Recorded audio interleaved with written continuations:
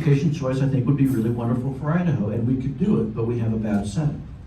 But here's some other things to imagine.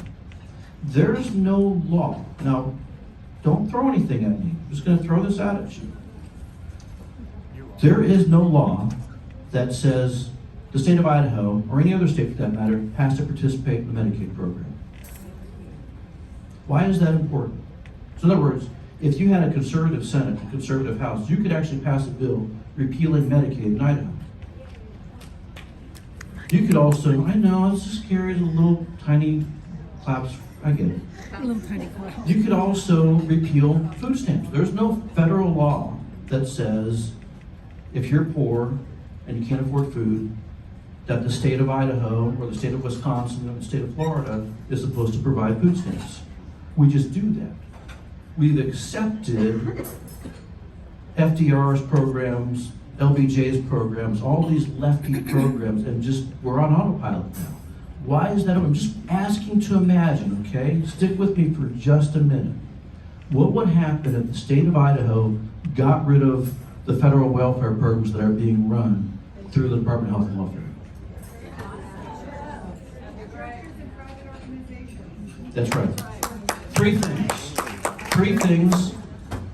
If you're poor and you can't afford food and you need a government welfare program and you don't want to work, you might move to Spokane. That's not a terrible thing. And then Spokane would have to really consider, and Washington State would really have to consider their policies, right?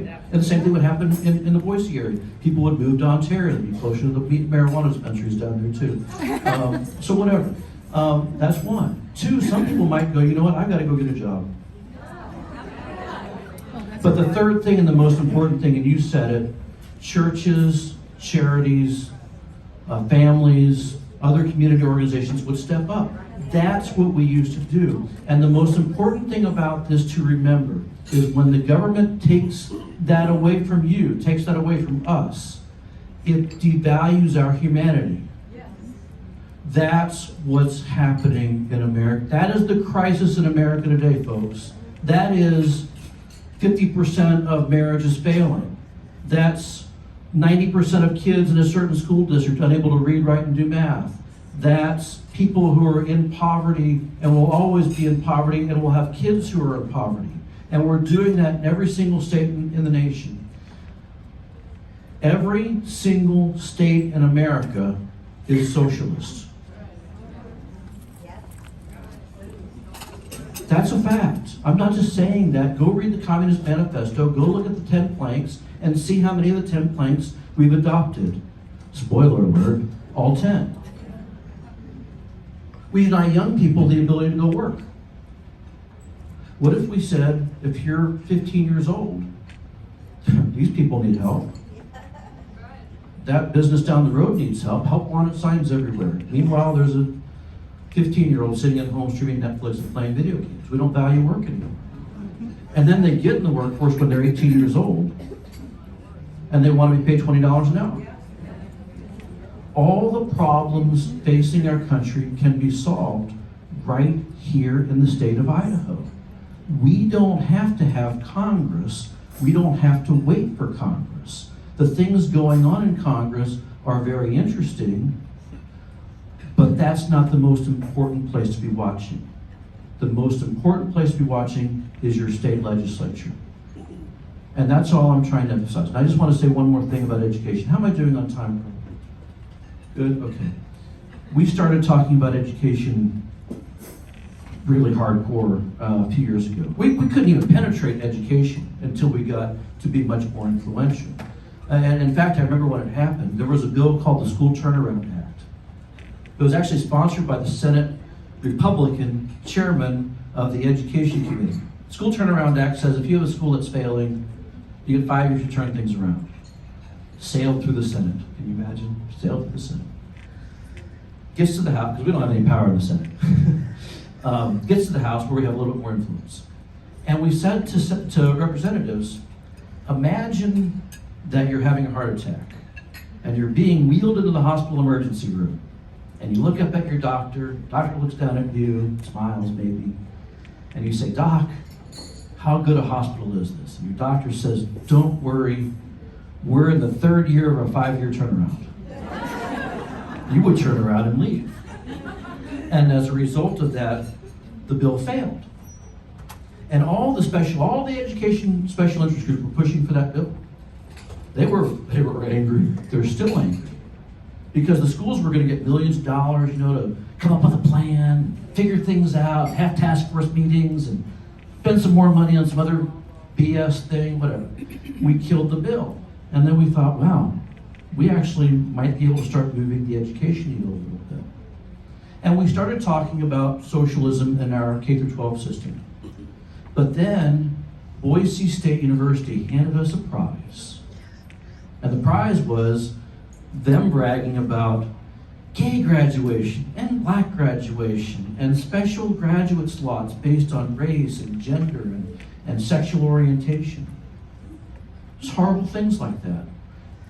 It was the unveiling of years of social justice agenda work that have been done on Boise State's campus. And so in 2020, the legislature convened and they couldn't pass a higher education budget. Kept failing on the House floor, one after another. And so finally we said, okay, we'll give them another year. Actually, that was right when the so-called pandemic was at its height, remember, March 2020. And so everybody was anxious to get out of town. We were really worried the colleges and universities were going to go and do whatever they wanted to do. And what we ended up doing was we said, okay, colleges and universities, we put language in the appropriation bill that said, you need to get your administration down to the right size, get rid of some of that bloat that's going on in your administration, which includes the social justice people, the diversity, equity, and inclusion people, lots of staff who are doing that. Get back to your core mission and report to the legislature what you're going to do. And the next year, the colleges and universities came back and they reported they hadn't done anything. So last legislative session, we worked really, really hard to get the legislature to pass cuts to the social justice programs on our college and university campuses. I've been watching the legislature since 1995. This will be my 28th legislative session coming up. Don't feel sorry for me, I'm having a lot of fun.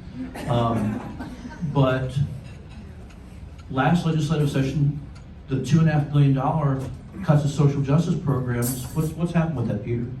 You're on JPAC, nothing. Nothing has changed. Zero has changed. None of the social justice programs going on at Boise State, University of Idaho, Lewis Clark State College have been eliminated. They're still there. Why? Because they think they can get away with it. That's why. So here's where you come in.